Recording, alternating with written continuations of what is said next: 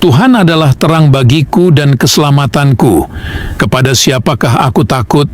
Tuhan adalah kubu pertahanan hidupku. Terhadap siapakah aku cemas? Shalom, saudara-saudari seiman.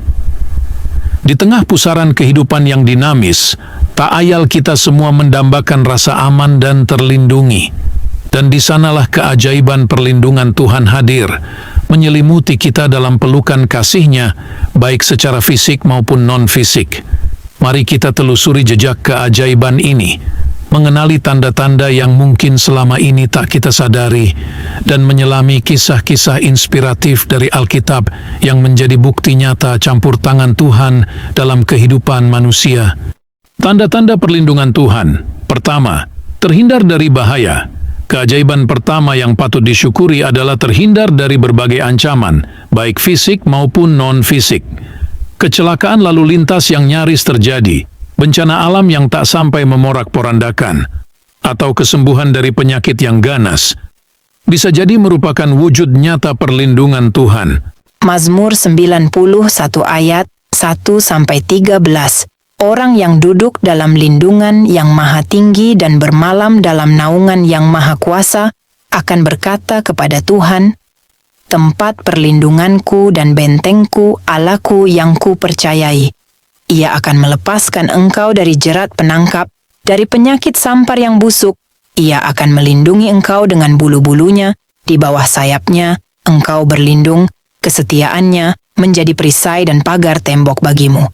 Engkau tak usah takut terhadap kedahsyatan malam, atau terhadap panah yang terbang di waktu siang, terhadap sampar yang berjalan di dalam gelap, atau terhadap penyakit sampar yang mengamuk di waktu tengah hari. 1.000 orang akan rebah di sisimu, dan 10.000 di sebelah kananmu, tetapi itu tidak akan menjamah engkau. Hanya dengan matamu engkau akan memandangnya, dan engkau akan melihat pembalasan orang-orang fasik. Sebab Tuhan, Allahmu, adalah tempat perlindunganmu, pencipta langit yang maha tinggi. Ia akan menghalau musuhmu dari hadapanmu dan mengusir orang-orang fasik dari negerimu. Ia akan memelihara engkau dalam keadaanmu yang terancam dan akan melindungi engkau apabila engkau berjalan, sehingga engkau berpijak di atas ular dan beruang dan menginjak anak singa dan ular naga. Sebab ia mengasihi aku, maka aku akan membebaskannya, aku akan mengangkatnya, karena ia mengenal namaku. Kedua, kemudahan dalam hidup. Hidup tak selamanya berjalan mulus, namun terkadang kita dikejutkan dengan kemudahan yang tak terduga. Mendapat pekerjaan impian, meraih prestasi gemilang, atau menjalin hubungan yang harmonis bisa jadi merupakan berkah dari Tuhan yang memudahkan langkah kita. Mazmur 34 ayat 10-11. Takutlah akan Tuhan, hai orang-orangnya yang kudus, sebab tidak berkekurangan orang yang takut akan Dia.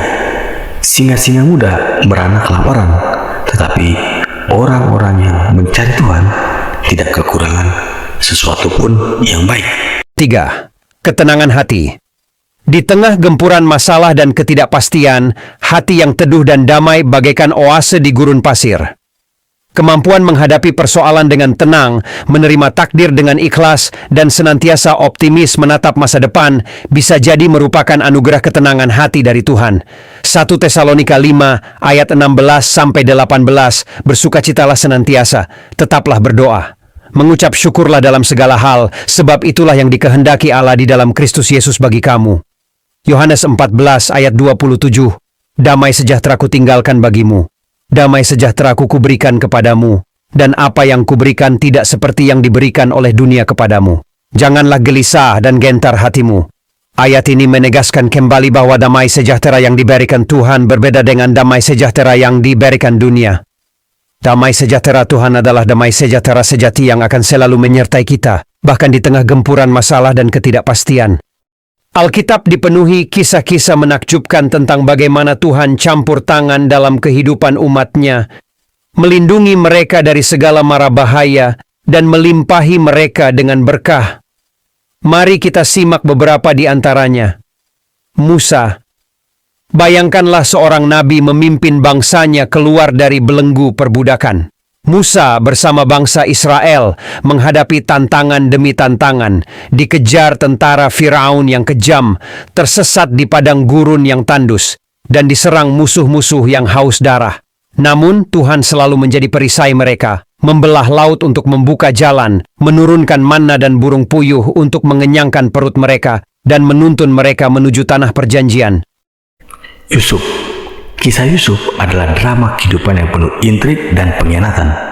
Dijual oleh saudara-saudaranya sendiri, ia berakhir di negeri asing, menghadapi fitnah, pencobaan. Namun, Tuhan tak pernah meninggalkannya. Melalui kecerdasan dan iman yang teguh, Yusuf bangkit dari keterpurukan, menjadi orang kepercayaan Firaun, dan akhirnya menyelamatkan keluarganya dari bencana kelaparan. Daud, raja muda pemberani ini, tak henti-hentinya diuji.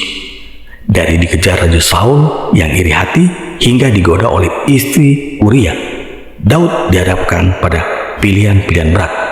Namun, dengan iman yang kokoh dan penyerahan total kepada Tuhan, Daud berhasil melewati setiap tantangan, memenangkan peperangan, dan memerintah Israel dengan penuh hikmat dan keadilan. Perlindungan Tuhan bukanlah anugerah yang datang begitu saja.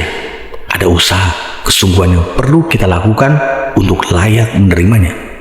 Dengan senantiasa beribadah kepada Tuhan, menaati perintahnya, dan menjauhi larangannya, kita membuka pintu hati untuk merasakan keajaiban perlindungannya.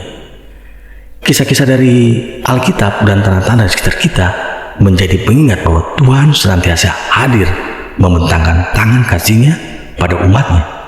Marilah kita membuka diri, memperkuat iman, dan berjalan dalam terang ajaran-Nya, karena di sanalah kita akan menemukan keajaiban perlindungan Tuhan yang sejati. Terima kasih sudah menonton video ini.